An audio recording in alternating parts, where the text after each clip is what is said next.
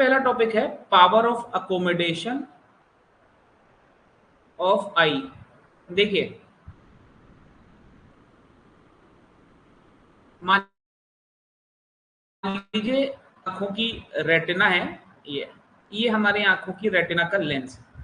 ठीक, अब जब हमें कोई ऑब्जेक्ट बहुत दूर है और उसे देखना है तो हम अपनी आंखें बड़ी कर लेते हैं ना। कैमरा में ऑन नहीं कर सकता, तो हम अपनी आंखें ऐसे बड़ी करके देखते हैं ना, ऐसे आंखें बड़ी करके उसको देखते हैं। यस और नो? कोई दूर की चीज अगर हमें देखनी होती है, अगर कोई पास की चीज देखनी होती है तो हम क्या करते हैं? हम आंखें बिल्कुल दबा लेते हैं, पतली कर लेते हैं, छोटी कर लेते हैं। ऐसा करते हैं ना? यस और नो? यस, आई गेस मेरी बात से सभी लोग अग्री करेंगे। जब हमें कोई पास की चीज देखनी होती है तो हम अपनी आंखें बहुत सिकोड़ लेते हैं, बहुत छोटी कर लेते हैं। और जब हमें वही दूर की चीज देखनी होती है हम अपनी आंखें बहुत बड़ी कर लेते हैं। अब मान लो ये एक लेंस है, ये एक लेंस है। जब आपने अपनी आंखें बड़ी कर ली तो अब ये लेंस पतला हो गया और लंबा हो गया। ऐसा कुछ हो गया ये लेंस आपका। ये लेंस जो आपका ऐसा था अब ऐसा पतला हो गया। या अगर आप लेंस नहीं लेना चाहते, केवल एक सरफेस लेना चाहते हो, तो वो सरफेस जो पहले ऐसा था, जब आपने आंखें बड़ी कर दी तो वो सरफेस ऐसा हो गया। यहां पर अगर रेडियस R1 थी और यहां पर रेडियस R2 थी, तो R2 की वैल्यू R1 से बड़ी है। अगर R2 की वैल्यू R1 से बड़ी है तो F2 की वैल्यू F1 से बड़ी है। इसका मतलब जब आप अपनी आंखें बड़ी करते हैं तो फोकल लेंथ इंक्रीज हो जाती है, राइट? जब आप अपनी आंखें बड़ी करते हैं तो फोकल लेंथ इंक्रीज हो जाती है। वहीं जब आप अपनी आंखें छोटी करते हो तो होता क्या है? ये आपका अगर नॉर्मल पोजीशन है, अपनी आंखें आपने छोटी कर ली, तो आप देखो ये रेडियस और छोटी हो गई, राइट? तो एफ और लेस होता गया। जब फोकल लेंथ लेस होती गई, इसका मतलब आप छोटी सी दूरी का ऑब्जेक्ट अपने रेटिना पर फोकस कर सकते हैं, राइट? ये सिंपल फंडा होता है। I hope I am clear. Alok and Shivanshi. और आंखों की इस एबिलिटी को ही power of accommodation of human eye कहते हैं। Power of accommodation of human eye is the ability of eye to focus the nearby as well as distant objects on the retina. जब दूर का object देखते हैं तो आंखें बड़ी करते हैं, फोकल लेंथ बढ़ जाती है, हम दूर की चीज देख सकते हैं। जब पास की चीज देखनी है हम आंखें छोटी करते हैं, फोकल लेंथ कम होती है, हम पास की चीज देख सकते हैं। ठीक, अब सबसे इंपॉर्टेंट टॉपिक आता है, दैट इज विजुअल एंगल। देखिए, कोई ऑब्जेक्ट हमें कितना छोटा या कितना बड़ा दिखाई देगा, ये इस बात पर डिपेंड करता है कि वो ऑब्जेक्ट कितना विजुअल एंगल हमारी रेटिना पर सबस्टेंड कर रहा है। अब जरा ध्यान से देखिएगा, मान लीजिए ये 2 सेंटीमीटर का एक ऑब्जेक्ट है और ये मेरी आंख है। इस 2 सेंटीमीटर के ऑब्जेक्ट ने यहां पर एक एंगल सबस्टेंड किया थीटा। अब इसी दो आंख अभी भी यही है, बट ये जो 2 सेंटीमीटर का ऑब्जेक्ट था ये अब यहां चला गया। हाइट अभी भी ऑब्जेक्ट की वही है, 2 सेंटीमीटर। अब आप मुझे बताइए, ये 2 सेंटीमीटर का ऑब्जेक्ट जो यहां पर अगर थीटा 1 था, यहां पर थीटा 2 था, तो क्या थीटा 2 की वैल्यू थीटा 1 से बड़ी छोटी नहीं हो गई? ऑब्जेक्ट अभी भी उतनी ही हाइट का है, लेकिन अब मैं उस ऑब्जेक्ट को दूर से देख रहा हूं, तो क्या वो मेरी आंखों पर छोटा एंगल सबस्टेंड नहीं करेगा? यस, करेगा। दैट मीन्स अगर सेम हाइट का ऑब्जेक्ट मैं बहुत दूर से देखता हूं तो वो ऑब्जेक्ट मुझे छोटा दिखाई देता है। अब एक और चीज इमेजिन करो, सेम आंख है, सेम डिस्टेंस है, लेकिन ऑब्जेक्ट अब की बार 1 सेंटीमीटर का है, तो उसने एंगल सबस्टेंड किया थीटा 3। तो मुझे बताओ, क्या थीटा 3 भी थीटा 1 से छोटा नहीं होगा? यहां से हम 2 चीजें कंक्लूड करते हैं। अगर ऑब्जेक्ट छोटा है तो मेरी आंखों पर वो जो एंगल सबस्टेंड करता है, जिसको हम विजुअल एंगल बोल रहे हैं, वो एंगल छोटा होगा। अगर एंगल छोटा होगा तो ऑब्जेक्ट मुझे छोटा दिखाई देगा।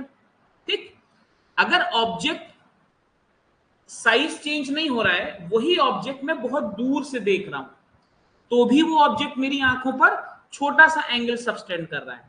और अगर छोटा सा एंगल सबटेंड कर रहा है तो अगेन मुझे वो ऑब्जेक्ट छोटा दिखाई देगा। बात समझ में आई? तो मुझे कोई भी ऑब्जेक्ट छोटा दिख रहा है या बड़ा दिख रहा है, ये एक्चुअली इस चीज पर डिपेंड करता है कि वो ऑब्जेक्ट मेरी आंखों पर कितना विजुअल एंगल सबटेंड कर रहा है।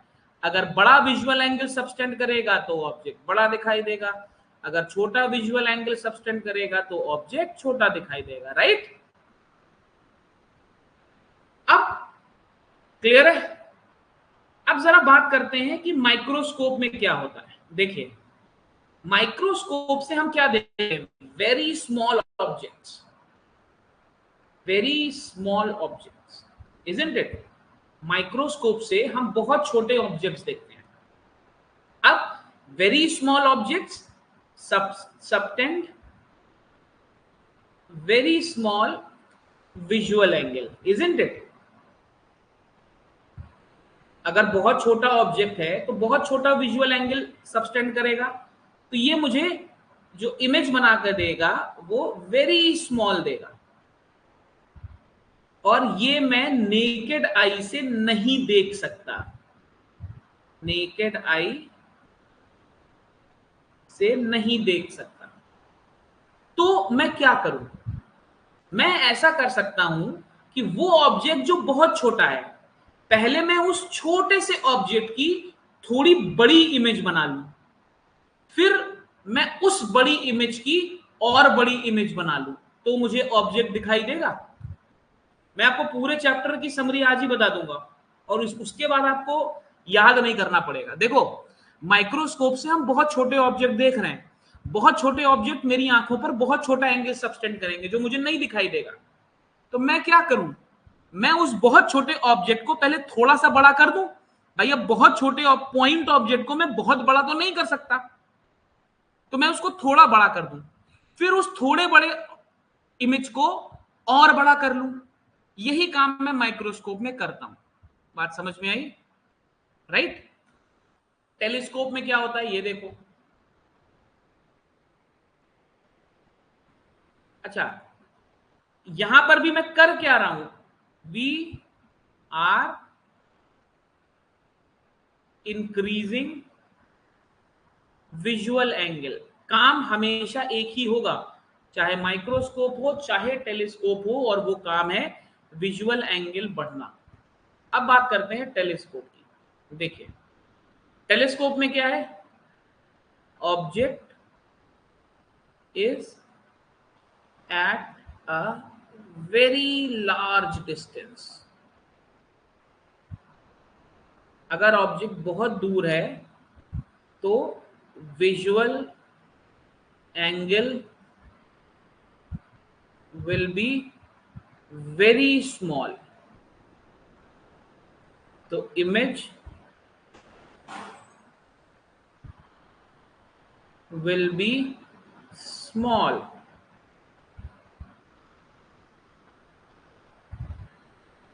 can't be viewed from naked eye। ठीक, यही चीज होती है टेलीस्कोप में। टेलीस्कोप से हम बहुत दूर की चीजें देखते हैं। मैंने आपको ऑलरेडी लॉजिक समझा दिया। अगर कोई ऑब्जेक्ट बहुत दूर है, ये केस, तो बहुत छोटा विजुअल एंगल सबटेंड करेगा। अगर बहुत छोटा विजुअल एंगल सबटेंड करेगा तो मेरे लिए उसको नेकेड आई से देखना बहुत प्रॉब्लमेटिक होगा। ठीक? अब चाहे टेलीस्कोप हो चाहे माइक्रोस्कोप हो, हम दो लेंस यूज करते हैं। एक होता है ऑब्जेक्टिव, ये होता है क्लोज टू ऑब्जेक्ट।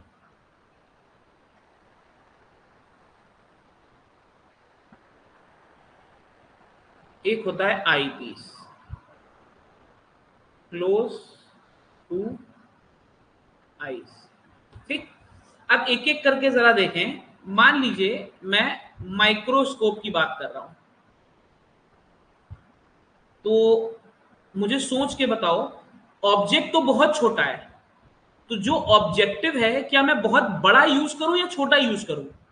अगर ऑब्जेक्ट बहुत छोटा है तो मैं बहुत बड़ा ऑब्जेक्टिव क्यों यूज करूं, मैं स्मॉल, ये लेंस यूज्ड, इनका क्लासिफिकेशन। अभी बुक मत खोलना, मैं बुक से नहीं पढ़ा रहा हूं, मैं अपना जो पढ़ाता हूं मैं वो पढ़ा रहा हूं।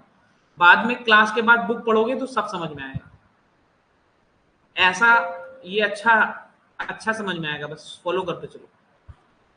इतना पता चल गया कि दो लेंस हैं, चाहे टेलीस्कोप हो चाहे माइक्रोस्कोप हो, हमें दो लेंस चाहिए। क्यों दो लेंस चाहिए ये समझो, क्योंकि पहले मुझे एक छोटे से ऑब्जेक्ट की बड़ी इमेज बनानी है, फिर उस बड़ी इमेज को और बड़ा करना है। ठीक, यही काम टेलीस्कोप में भी करना है। पहले एक छोटे से विजुअल एंगल को एक थोड़े बड़े में कन्वर्ट करना है, फिर उस बड़े को बहुत बड़े में करना है। तो मुझे दो लेंस चाहिए। अब सवाल ये है, जो लेंस ऑब्जेक्ट के पास है उसको ऑब्जेक्टिव बोल रहे हैं, जो लेंस आई पीस के पास है उसको जो लेंस आंखों के पास है उसको आई पीस बोल रहे हैं। अब हम कैसे याद रखें कि टेलीस्कोप और माइक्रोस्कोप में कौन सा लेंस बड़ा यूज करेंगे? माइक्रोस्कोप में ऑब्जेक्टिव बड़ा हो कि आईपीस बड़ा हो, टेलीस्कोप में ऑब्जेक्टिव बड़ा हो या आईपीस बड़ा हो, वो समझा रहा हूं।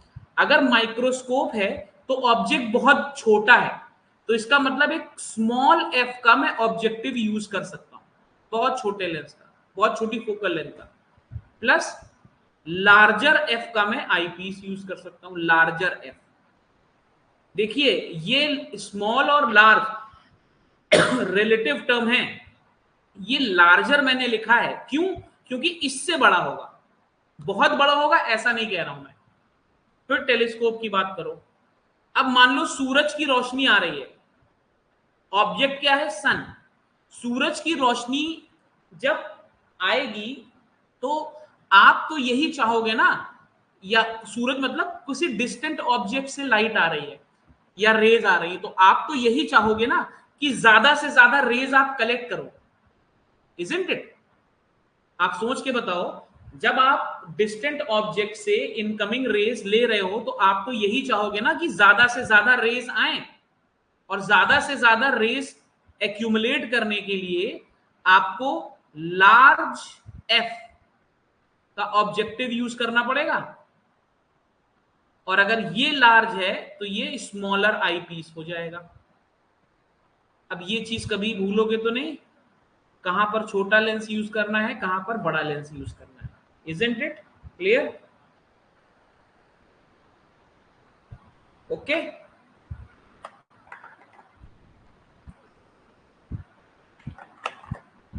देखिए ऑप्टिकल इंस्ट्रूमेंट एक ऐसा चैप्टर है जिसको वन शॉट में नहीं पढ़ाया जा सकता, क्योंकि यहां पर कॉन्सेप्ट सिंक इन करने में थोड़ा टाइम लगता है।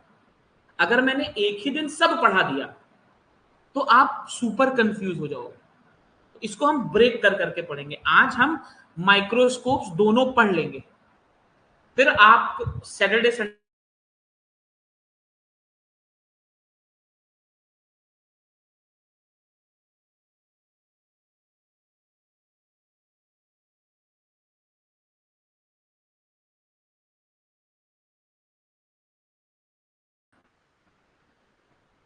आवाज आ रही है मेरी? कनेक्ट बैक हो गया session? Hi Shreyasi, welcome to the class. Shreyasi इतना लेट ज्वाइन किया बेटा? सारा मसाला तो ओवर ही हो गया।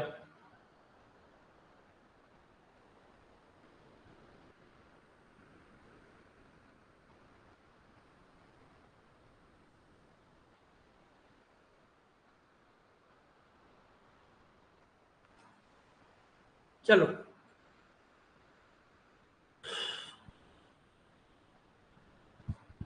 ओके, कोई बात नहीं।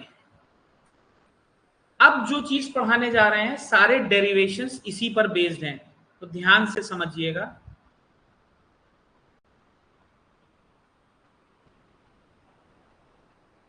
ओके बेटा, नो प्रॉब्लम, आराम से रिकॉर्डिंग देख लेना, देखना जरूर रिकॉर्डिंग इसकी। ये बुक से अलग पढ़ा रहा हूं अपने तरीके से, और बहुत इजी करके पढ़ा रहा हूं। ओके, मैग्नीफाइंग पावर का मतलब हुआ ability of any instrument, obviously optical,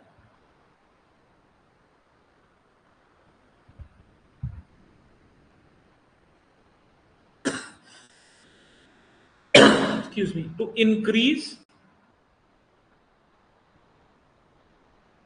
visual angle. Okay.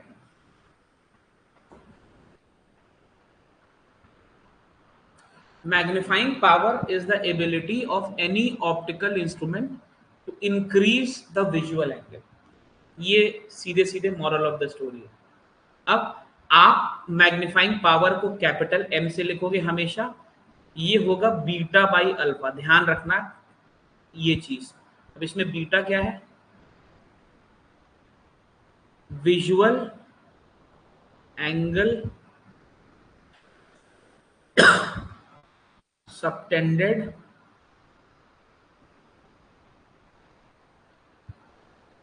by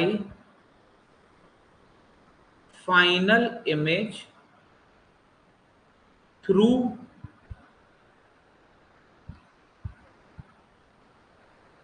aided eye. aided eye का मतलब समझे? visual angle subtended by final image through aided eye. aided eye का मतलब हुआ आपने कोई ना कोई इंस्ट्रूमेंट यूज कर लिया है, चाहे माइक्रोस्कोप हो चाहे टेलीस्कोप. तो इंस्ट्रूमेंट यूज करने के बाद जो विजुअल एंगल फाइनल इमेज आपकी आंखों पे बना रहा है, that is beta. What is alpha? Visual angle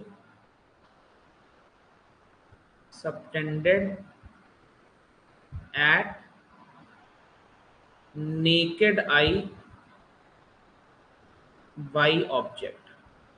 जब आप ऑब्जेक्ट को बिना किसी इंस्ट्रूमेंट के देख रहे हैं, उस समय ऑब्जेक्ट जो भी एंगल सबटेंड कर रहा है, दैट एंगल इज अल्फा. ये दोनों बहुत बहुत बहुत इंपॉर्टेंट हैं डेरिवेशन समझने के लिए और न्यूमेरिकल करने के लिए. बात समझ में आई? अब यहां पर आता है एक नोट.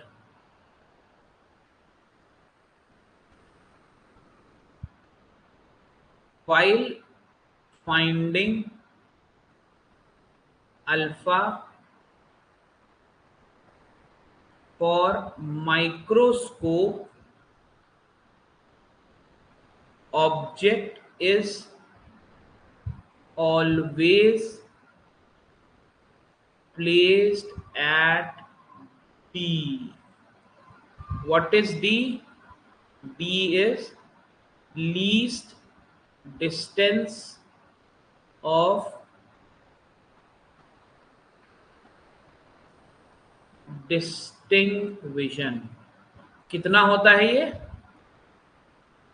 नॉर्मल हेल्दी आई के लिए 25 सेंटीमीटर होता है. मतलब ये एक ऑब्जेक्ट है जिसकी हाइट है h. जब कभी भी मैं अल्फा लूंगा, यहां पे मेरी आंख है, जब कभी भी मैं अल्फा यूज कर रहा हूं, ये ऑब्जेक्ट मेरी आंख से डी एंगल पर ही होगा, नो मैटर व्हाट. ओके. अगर ऐसा है तो tan alpha is h upon d. This is always true.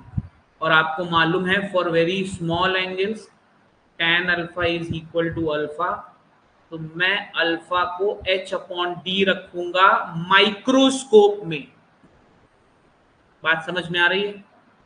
ये बहुत बहुत बहुत इंपॉर्टेंट पॉइंट है. Okay. Am I very very clear?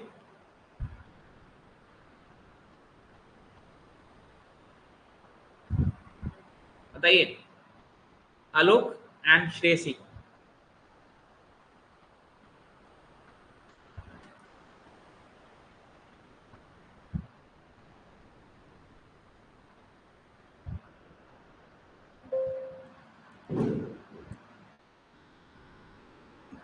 Clear है बेटा?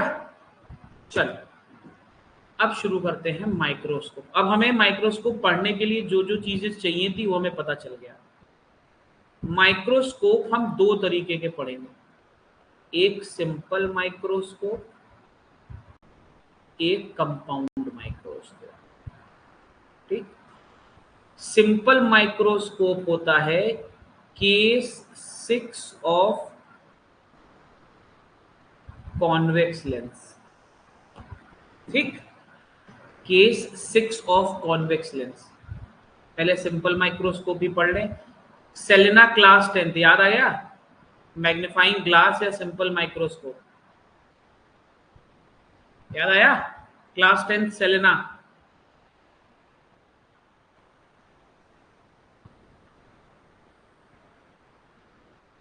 Yes, the famous case. ये फोकस, ये ऑब्जेक्ट, एक लेंस, एक यहां से चली गई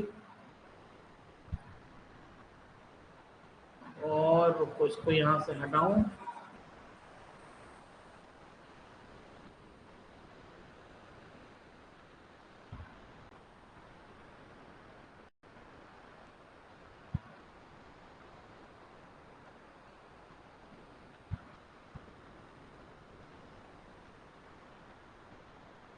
एक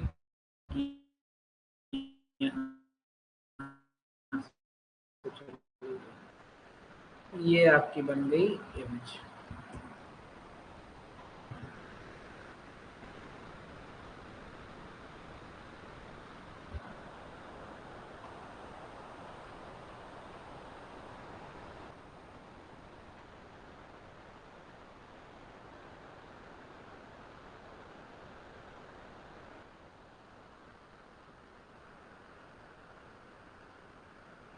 सबस्टेंड कर,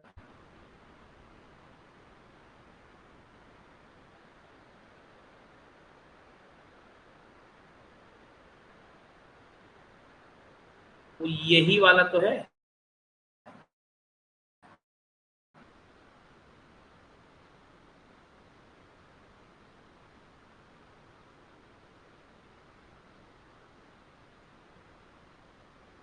और फाइनल इमेज के बीच में ये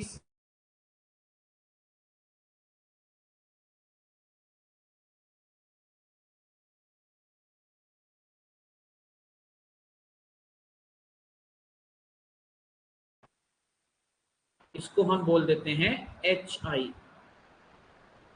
ठीक। क्या मैं इसको HI डिवाइडेड बाई U लिख सकता हूं? U भाई, या तो ऐसे करो, इसको थोड़ा और आसान कर लो, HI डिवाइडेड बाई V। अब मुझे एक चीज बताओ जरा, देख के सोच के, बहुत ध्यान से। अगर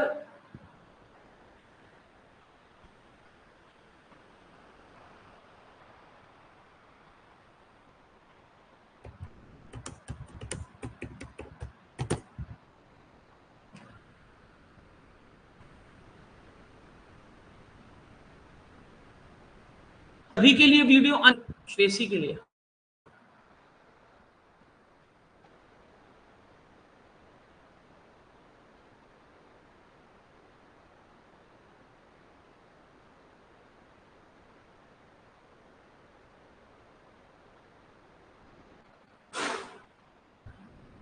is the video unclear for everyone?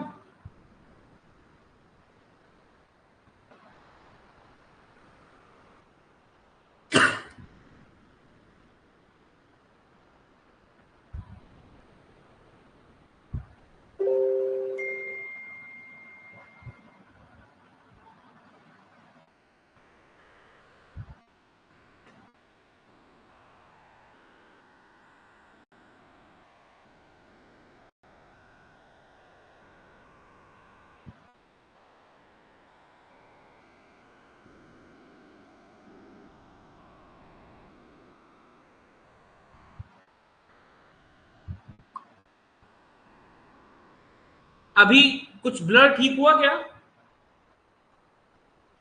Is the blur okay now? Is the blur okay now?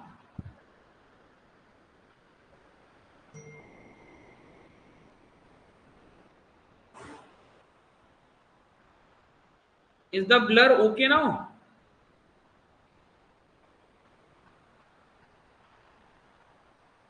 ठीक है, ओके। एक बार अगर अगर एक बार लाइट चली जाती है ना तो फिर गड़बड़ हो जाता है। इंटरनेट एक से दूसरे पे स्विच होता है, आगे पीछे दोनों वाईफाई है। आगे वाला वाईफाई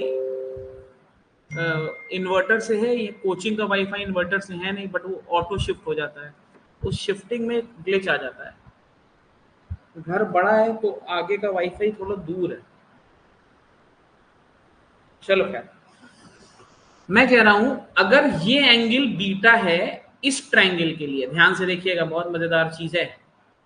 अगर ये ट्रायंगल इस ट्रायंगल के लिए ये एंगल बीटा है, तो बेटा मुझे एक बात बताओ, क्या इस ट्रायंगल के लिए भी ये एंगल बीटा नहीं है? है? इस ट्रायंगल के लिए भी तो वो एंगल बीटा ही है।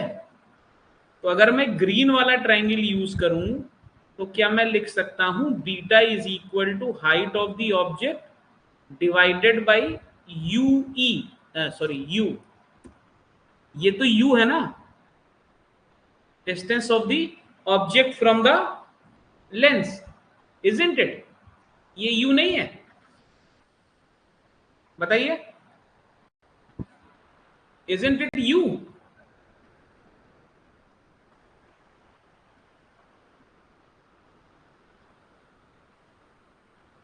राइट? तो अब मुझे बताओ, अल्फा ये हो गया बीटा, ये हो गया अल्फा, तो एम कितना आ जाएगा? एम हो गया तुम्हारा बीटा बाई अल्फा। बीटा तुमने निकाला h o upon u, alpha तुमने निकाला एच ओ अपॉन डी। तो क्या मैग्निफिकेशन डी बाई यू नहीं हुआ?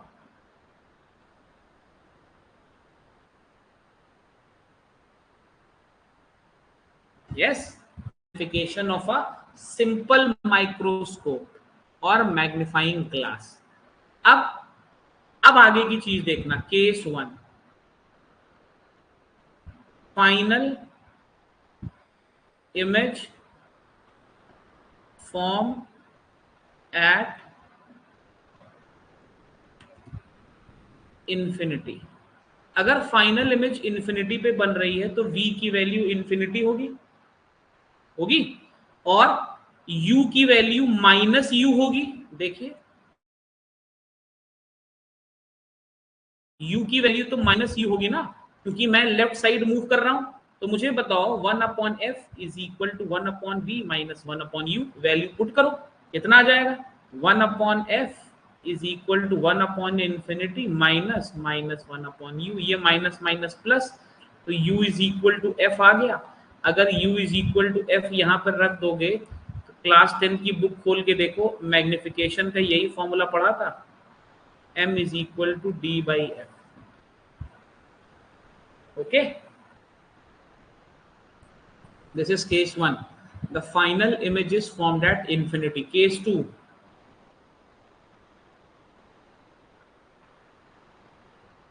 final image at capital D. अगर फाइनल इमेज कैपिटल डी बनेगी, अगर ये केस 6 है बेटा, तो v की वैल्यू माइनस डी आएगी हर हालत में, और u की वैल्यू माइनस u आएगी। तो 1 upon f is equal to 1 upon v minus 1 upon u is equal to minus 1 upon D plus 1 upon u आ जाएगा। तो यहां से देखो 1 अपॉन यू की वैल्यू आ जाएगी 1 upon f plus 1 upon D. यहां पे 1 अपॉन यू की वैल्यू रख दो, तो m कितना आ जाएगा? m आ जाएगा d 1 upon f plus 1 upon D. m की वैल्यू आ जाएगी 1 प्लस d अपॉन एफ। ये होता है मैक्सिमम मैग्निफिकेशन। इससे ज्यादा मैग्निफिकेशन नहीं हो सकता। This is the max magnification case and this is the minimum magnification. नूतन अगर आपके पास है तो अभी क्वेश्चन नंबर 5 में देखिए मैक्सिमम और मिनिमम मैग्निफिकेशन अलग अलग पूछा है और क्वेश्चन पढ़ोगे तो समझ ही में नहीं आएगा कि क्या दिया है और क्या पूछा है. Okay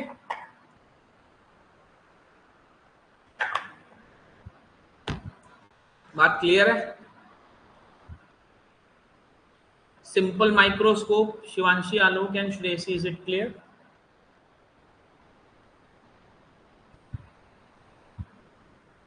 This is simple microscope. ठीक. अगर आपके पास नूतन है तो क्वेश्चन नंबर 1 से क्वेश्चन नंबर 5 तक हो जाएगा. अब आते हैं मजेदार चीज पर, दैट इज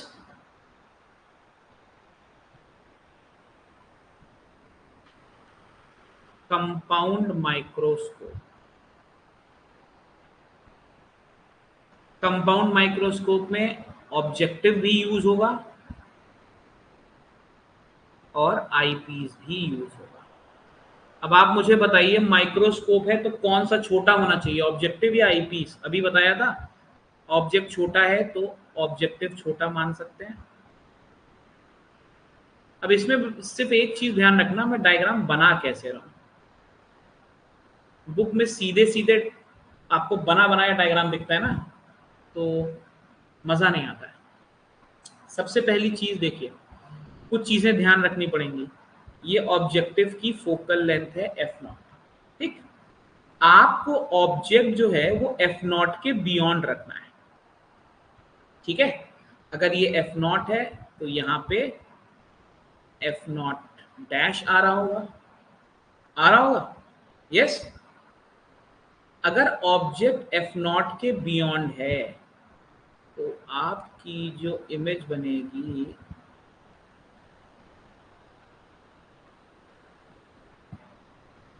ऐसे कहीं बनेगी. अगर हम इसको बोलते हैं A B,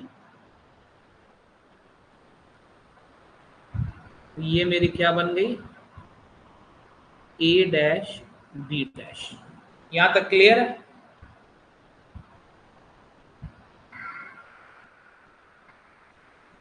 all of you यहां तक क्लियर है.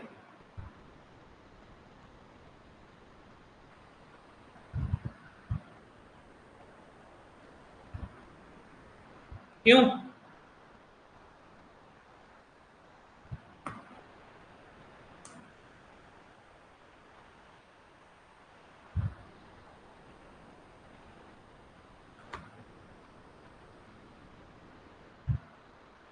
आलोक, शिवांशी एंड श्रेयसी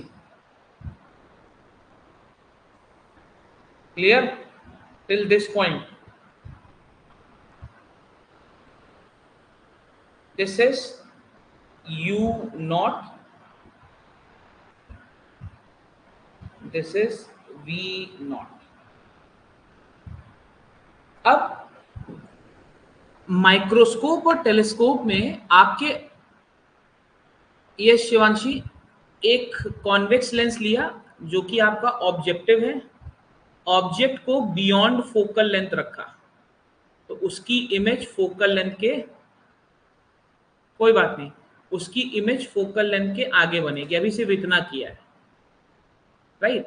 अब मुझे आईपीस को ऐसे एडजस्ट करना है, सारा खेल यही है. मुझे अपने आईपीस को ऐसे एडजस्ट करना है कि ये जो इमेज बनी है ये मेरा आईपीस है.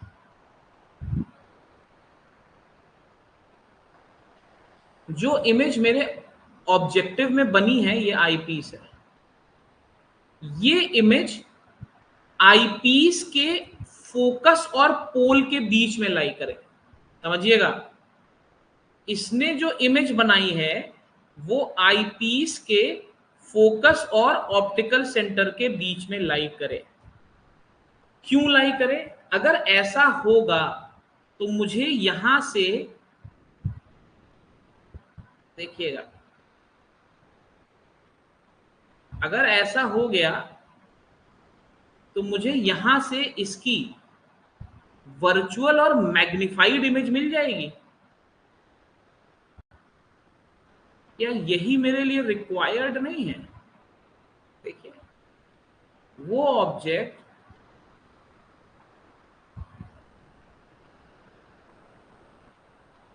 क्या ये मेरी A double dash B double dash final image हो जाएगी? बताइए, डायग्राम समझ में आया? अच्छा, अब एक चीज देखो, बीटा क्या था? बीटा वो एंगल था जो फाइनल इमेज बना रही थी आंखों पे। यस और नो? आंखें कहाँ हैं? आंखें तो यहां हैं। बुक में अलग अलग अलग अलग डायग्राम्स बने हैं।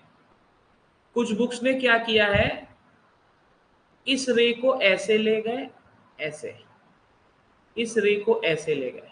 भाई है तो कॉन्वेक्स लेंस, तो ये इधर चला जाएगा, ये इधर चला जाएगा, और जब इनको जोड़ोगे, इसको इस रे से जोड़ दो, इसको इस रे से। कुछ बुक्स ने ऐसे रेज दिखाई है, ये भी गलत नहीं है। मतलब आप ये वाला सेट भी यूज कर सकते हैं डायग्राम में, और अपनी आंख यहां रख के ये वाला सेट भी यूज कर सकते हैं, दोनों ठीक है। ओके, मेरे ख्याल से नूतन ने ये वाला दिखाया, मुझे याद नहीं इस समय है नहीं मेरे पास नूतन। आपको जो मन करे वो यूज कर सकते हो।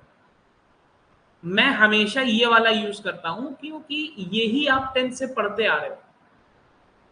आप ऐसे ही तो इमेज बनाना पढ़ते आ रहे हो। ऐसे आपने कब पढ़ लिया इमेज बनाना? ऐसे तो नहीं पढ़ा ना कभी। बट ये गलत थोड़ी है। क्या मेरी बात समझ में आ रही है? सबसे पहले तो मुझे बताओ, tan alpha is equal to height of the object कितना है? AB। What is the height of the object? AB मान लो h अपॉन d। ये तो क्लियर है, इसमें तो कोई चेंज नहीं होगा। अब देखो, बीटा एंगल ये है। अगेन दो ट्रायंगल हैं भाई, अगर आप ध्यान से देखोगे तो यहां दो ट्रायंगल हैं। एक तो ये वाला, ये, एक ये वाला। दोनों ट्रायंगल्स के लिए सेम एंगल है बीटा। दोनों ट्रायंगल सिमिलर ही तो हैं। देखिए, आप हमेशा याद रखिएगा छोटा वाला ट्रायंगल लेंगे। ये अगर छोटा वाला ट्रायंगल लीजिएगा तो tan बीटा कितना आ जाएगा? h डैश मतलब height of the image divided by ये दूरी कितनी है? What is this? क्या ये UE नहीं है? आईपीस के लिए UE नहीं है ये? बताइए, isn't it UE, distance of the object for eyepiece?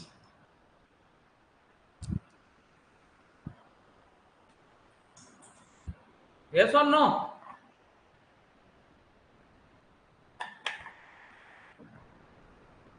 Yes or no? m कितना आ जाएगा? m आ जाएगा बीटा अपॉन अल्फा। बीटा आपने क्या निकाला? HI divided by UE। Alpha आपने कितना निकाला? h upon d। ये आ जाएगा d अपॉन UE।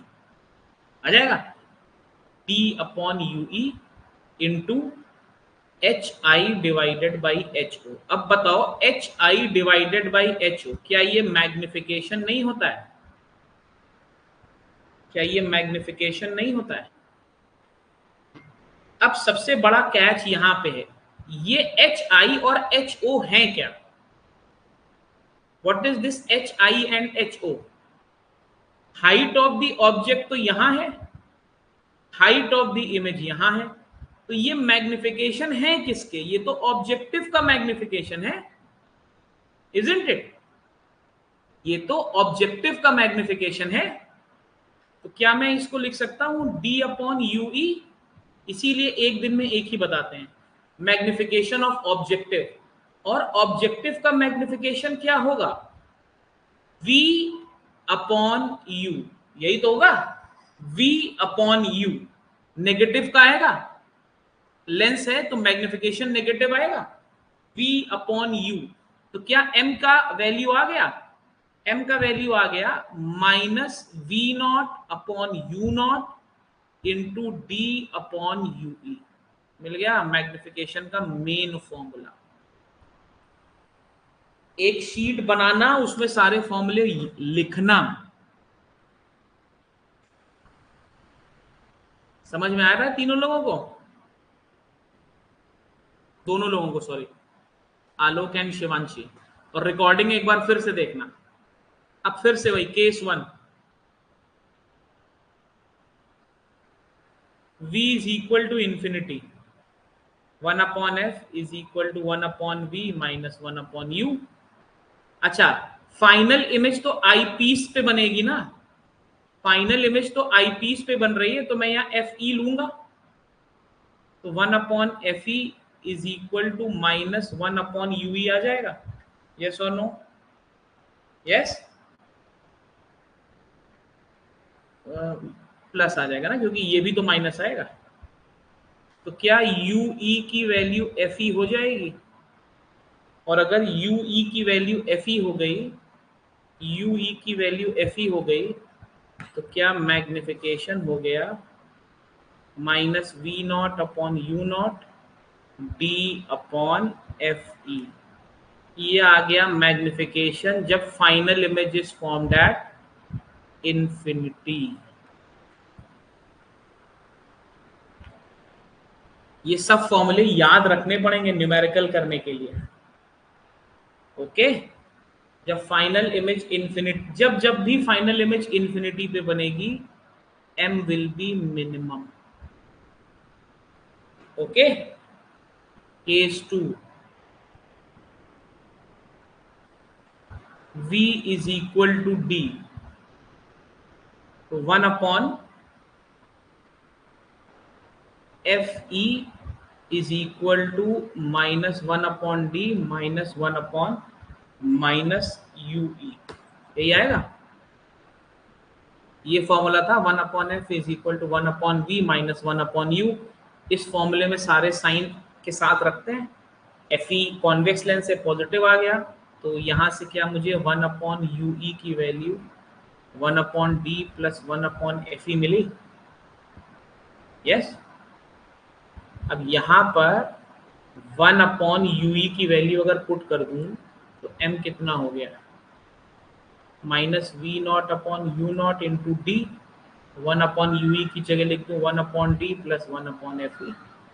कितना आ जाएगा, m आ जाएगा minus v nought upon u nought 1 plus d upon f e. 1 2 3 4 5, 1 2 3 4 5 फॉर्मूले हो गए मैग्निफिकेशन। 2 हो गए कंपाउंड माइक्रोस्कोप के, 2 हो गए सिंपल माइक्रोस्कोप के, 1 हो गया नॉर्मल। अभी 2 और आएंगे। ओके, इसीलिए मैं कंपाउंड माइक्रोस्कोप और टेलीस्कोप एक दिन में कभी नहीं पढ़ाता। आप में से जो भी अगले क्लास में बिना न्यूमेरिकल लगाए आएगा, ट्रस्ट मी, उसे ये चैप्टर इस साल तो समझ में नहीं आएगा। जो पढ़ रहे हो और जो अप्लाई करोगे, दोनों में जमीन आसमान का अंतर है। इस पर क्वेश्चंस बहुत आते हैं, आते नहीं, बहुत आते हैं। आईएससी और सीबीएसई दोनों बोर्ड्स में टेलीस्कोप और माइक्रोस्कोप का क्वेश्चन 4 नंबर का आता है, और ऐसा आता है कि छोड़ नहीं सकते, और डिफिकल्ट आता है। इसके न्यूमेरिकल बहुत डिफिकल्ट है। क्यों डिफिकल्ट है वो मैं आपका काम आसान कर रहा हूं। When in numerical we apply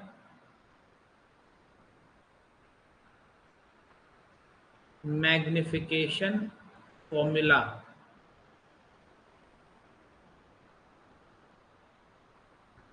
we never substitute u, v and f values with sign.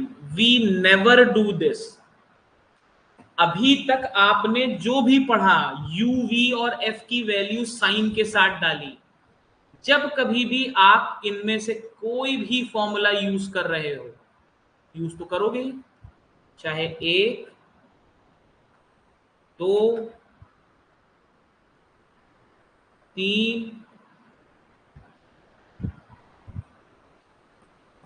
ये और ये, कोई भी वैल्यू साइन के साथ नहीं आएगी। और ये बहुत लॉजिकल है। आप खुद सोच के बताओ, जब आप ये फॉर्मूले डिराइव कर रहे थे, साइन तो आपने तभी इनकॉर्पोरेट कर लिए। देखिए, जब आपने ये फॉर्मूले डिराइव किए हैं, साइन तो उसी समय इनकॉर्पोरेट कर लिए। अब जब ये फॉर्मूले यूज करेंगे तब साइन दोबारा थोड़ी यूज करेंगे। क्या मेरी बात समझ में आ रही है?